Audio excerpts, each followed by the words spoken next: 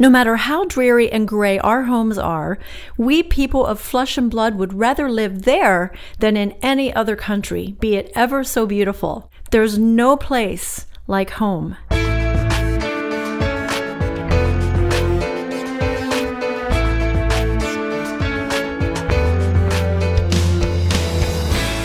Hi, this is Eric Copeland, president of Creative Soul Records in Nashville, Tennessee, and you're listening to the Brand New Me podcast.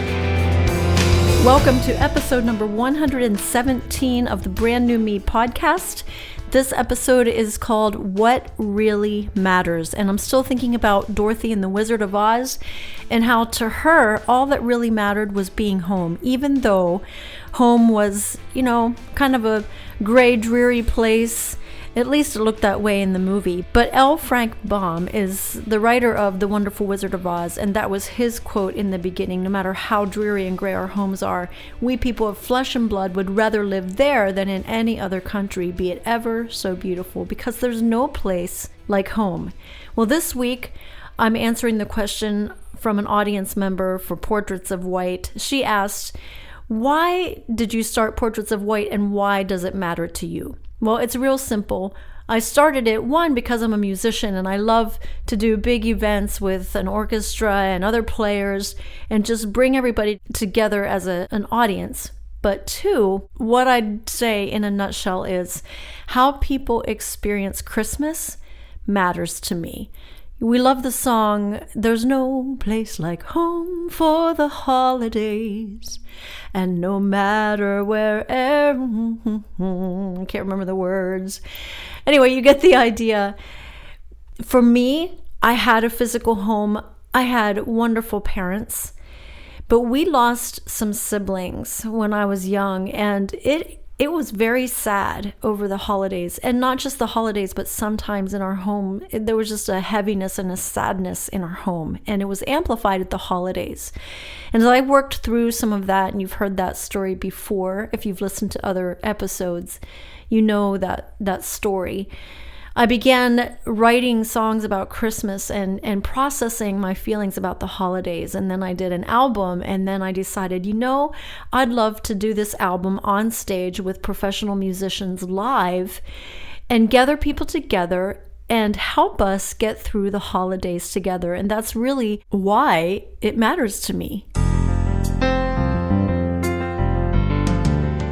Here's a shout out to a listener in Williamsport, Pennsylvania, Tracy Mertes. Thank you so much for listening and for letting me know that you're listening. That means a lot. I really appreciate it. I know you're watching the YouTube videos, you're reading my blog, you're telling others about my music, and thanks so much, Tracy. That means a lot.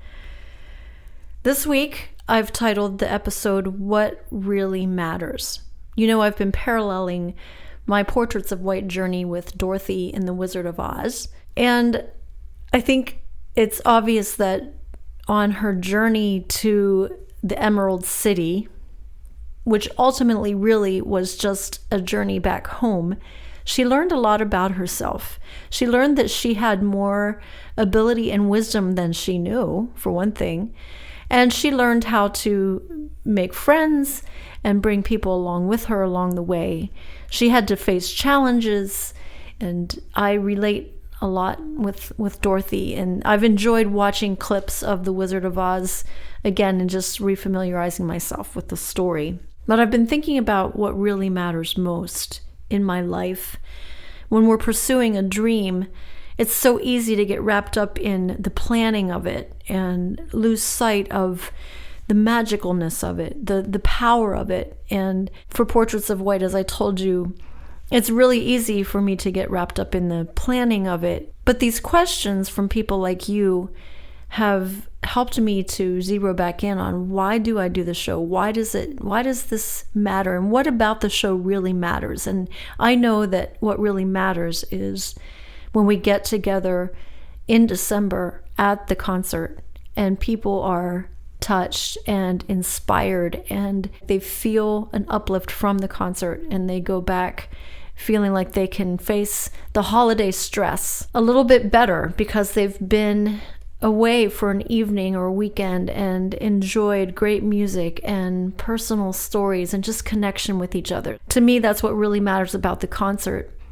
And in addition to that, what really matters in my life is my walk with God. I know that everything I do springs out of that walk. So as I continue sharing with you this week, again, it's a very short journal entry, but it's very powerful. Sometimes less is more, I find, when I'm journaling. There are times when I write pages and pages, and then there are times when I just write a few phrases and I ponder those. So this came on a Saturday, January 22nd of 2011. I was must have been somewhere listening to one of our pastors. His name was Herb Stoner, and he shared 3 things that impressed me that I wrote down because I have a tendency toward perfectionism. Talk about what really matters. I want things to be done well. I don't want to make mistakes. I don't want there to be glitches, and oftentimes there are glitches for me. There are mistakes. But I've learned to keep going. But when it comes to my soul and how I do life with God, that's when perfectionism is really dangerous. And I've struggled with that most of my life, feeling the need to be perfect for God in my life so that He loves me unconditionally. And that has created a problem, which led to some of this depression in those days. So these are the 3 statements I wrote down that Pastor Herb shared with us.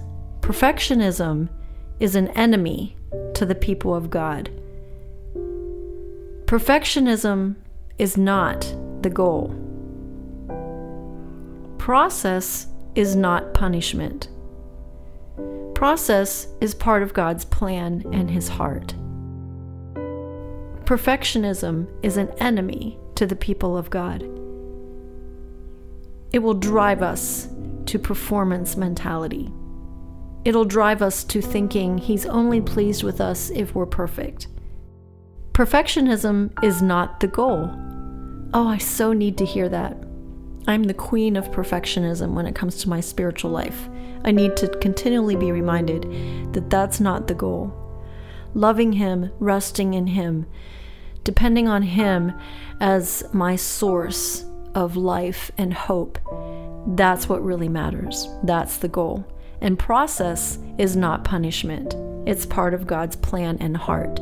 Now, I want to be perfect right away. I want everything to be great right away. I want everything fixed in my life, everything broken in my heart to be perfected and be made right away. But the truth is, it's a process. And we're not being punished when we're in the process. I'm going to actually add another day's journal entry to close this out because it goes right along with this. January 26th, 2011. Father, help me to have more faith in You and Your love for me than in my ability to please You and thus try to earn Your love. As painful as this past year has been, I am so grateful that one benefit has been learning more about the Father's heart for me through different teachers and resources. Surely this is a gift to me and to my husband from our Father, to try and get the message to us that He really, really loves us. Now help us to really see it and comprehend it with our spiritual eyes. Please change us on the inside, Daddy. Wash the inside of our cups so thoroughly that everyone around us sees You shining in us. Being confident of this, that He who began a good work in you will carry it on to completion until the day of Jesus Christ. He who began represents process, a good work. What He's doing in you is good. He will carry it on. It's His role to bring you to completion. He will finish it. It's about longevity. It's about process. It's about He. He who began. He will complete it. He will finish it. That's what really matters. Not perfectionism, but process.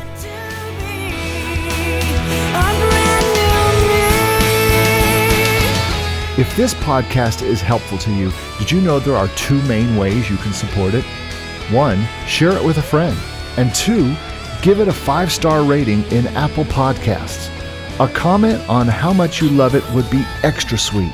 Thanks for listening to the Brand New Me podcast. I want to feel what it's like to fly. I'm letting go.